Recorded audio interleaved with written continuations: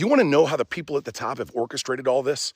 I've been studying this shit for years. And when you start connecting the dots, it's not theory. It's a documented plan. It's disguised as progress, and it all began in the early 1900s with John D. Rockefeller, the oil baron who figured out how to turn fuel into control, right?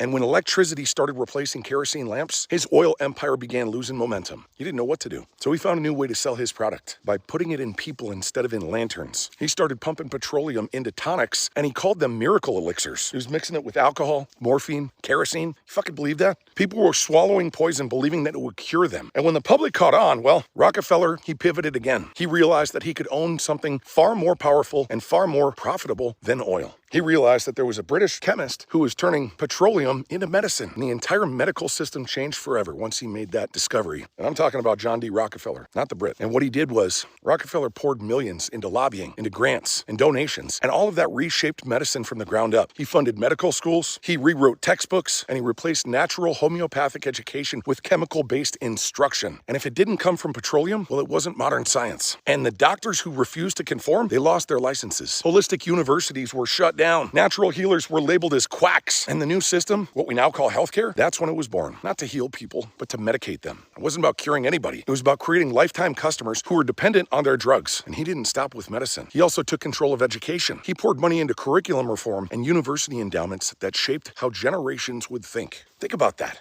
You wonder why things are so fucking out of whack right now? I'm telling you. History was rewritten by this guy, and many others, but he had a huge part in it. Textbooks were sanitized, and from that point on, truth became whatever served the system, and they call it progress. But that progress was poison, and that poison evolved. Now they don't sell kerosene tonics. They sell antidepressants and seed oils and chemical diets that keep people docile and dependent. They figured out the best way to control the most powerful species on the planet, and to do it was to divide people from themselves, to make them doubt their instincts, to confuse them about who they actually and truly are, to convince men that masculinity is shameful and that their personal identity is fluid and meaningless. Teach them that femininity is empowering and that men are useless creatures. And start early. Force kids into that system that teaches compliance instead of curiosity. And watch what happens. That's what they did.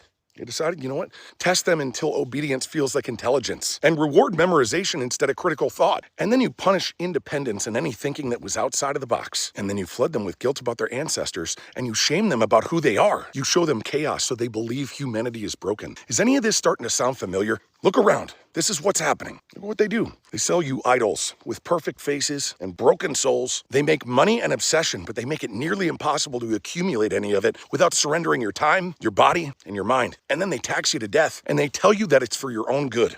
Steal 5 days out of your week, and they give you back 2 so that you don't revolt. They realized they could feed people toxins that would numb their bodies and propaganda that would dull their minds, keep them entertained just enough to never notice the chain around their neck. And now they convince people that a person's worth is measured in likes and followers. Think about that. It's going on all around us. And when people finally break, medicate them. Not to heal them, but to keep them functional enough to keep serving the machine. And that's how you control a civilization without firing a single shot. You don't need armies when people police themselves. You just convince them that the cage is safety and they'll lock the door for you. You'd have thought that after 2020, people would have snapped the fuck out of it. But look around. Here we are in 2025, and people just voted to give the government more control over their lives. This is the machine that they built, and it's working perfectly as designed. They created a world that rewards distraction, that punishes anybody who wants to live with purpose. And they've made enslavement a lifestyle. But it's not a life, it's programming. And the only way out is to wake the hell up and to rebuild your body, your mind, and your spirit with discipline from the inside out. It's up to you to break the chains and to smash the mirror that they've got you living in, to take back that strength that they tried to strip from you. And if you're seeing through the fog,